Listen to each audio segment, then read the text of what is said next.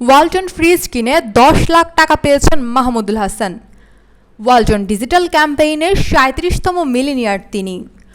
বুধবার ৫ই জুন ময়মনসিংহের মুক্তাগাছা আর.কে স্কুলের খেলার মাঠে জাঁকজমকপূর্ণ এক অনুষ্ঠানে মাহমুদুল হাসানের হাতে ১০ লাখ টাকার চেক তুলে দেন চিত্রনায়ক ও ওয়ালটনের জ্যেষ্ঠ নির্বাহী পরিচালক আমিন খান। আসন্ন ঈদ উৎসবকে কেন্দ্র করে দেশব্যাপী চলছে ওয়ালটনের ডিজিটাল ক্যাম্পেইন সিজন 20। এর আওতায় দেশের যে কোনো ওয়ালটন প্লাজা পরিবেশক শোরুম ও অনলাইন সেলস প্ল্যাটফর্ম ই প্লাজা থেকে fridge, AC, TV, washing machine বা ফ্যান কিনে ক্রেতাদের মিলিনিয়র হওয়ার সুবিধা দিচ্ছে ওয়ালটন। এছাড়াও রয়েছে কোটি কোটি টাকার উপহার। চলমান ক্যাম্পেইনের আওতায় গত ওয়ালটন প্লাজা থেকে ৯,০০০ টাকা ডাউন পেমেন্ট দিয়ে কিস্তি সুবিধায় ১৭৬ লিটারের একটি ফ্রিজ কেনেন মাহমুদুল হাসান।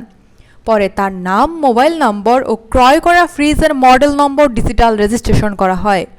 কিছুক্ষণ পর মোবাইল ফোনে ওয়ালটনের কাছ থেকে ১০ লাখ টাকা ক্যাশব্যাক পাওয়ার মেসেজ পান মাহমুদুল হাসান।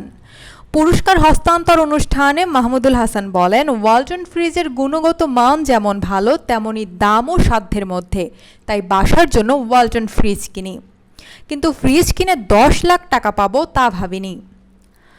আমিন খান বলেন, বিশ্বমানের ইলেকট্রনিক্স পণ্য দোরগোড়ায় পৌঁছে দেওয়ার মাধ্যমে গ্রাহকদের সেবা দিচ্ছে ওয়ালটন। প্রতিষ্ঠানটি শুধু ব্যবসায় করছে না, তারা মানুষের আর্থসামাজিক উন্নয়নেও কাজ করছে।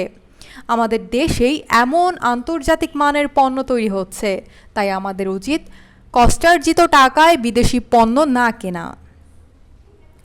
অনুষ্ঠানে অন্যান্যদের মধ্যে ছিলেন চিত্রনায়ক Riaz, Ariful Islam, chief sales executive Walton Plaza, Ajit Kumar Das, chief divisional officer Walton Plaza, Monowar Hossain, divisional credit monitor, Jamil Hossain, regional sales manager Mymensingh area এবং Atiqur Rahman, credit manager Mymensingh area.